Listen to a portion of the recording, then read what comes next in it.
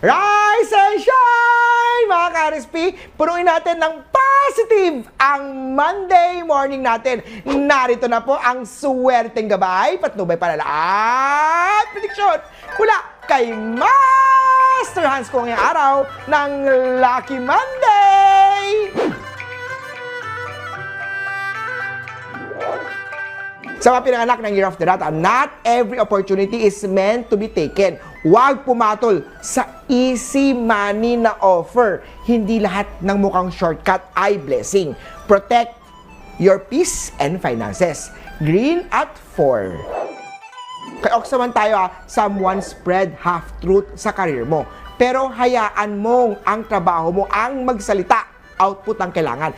Tahimik pero solid ang panalo. Yellow at 8. Kay Tiger naman tayo, iwasan muna ang gastos sa mga luxury items. Ako, ang hilig natin dyan, hindi mo kailangan patunayan ang worth mo sa presyo na binibili mo. Red at 5. Kay Year of the Rabbit naman tayo, may chika sa love life mo, makinig Pero ignore and smile ka lang. Ang katahimikan mo, ang pinaka positive, pinakamalakas na sagot. Blue at 3. Kay Drago na tayo, maraming naiinggit sa success mo. Magsabit ka ng anti-evil eye na charm o kaya mga wind chime sa pintuan para i-deflect, alisin, i-reflect out, pabalik ang mga malas na to, mga inggit, mga negative energies sa kanila. Silver at 9. Kay Snake na tayo, iwasan na, avoid lending money ngayong araw. May mga mangutang, huwag ka na muna magpautang. Hindi mo responsibilidad na saluhin ang problema ng iba. Di ba? Tama!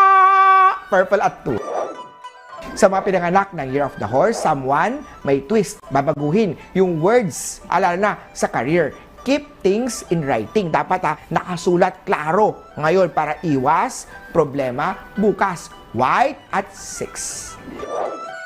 Kay Goat naman tayo, magandang araw para mag-donate ng konting barya coins. Ang generosity mo kasi ang maglilinis ng negative money karma mo.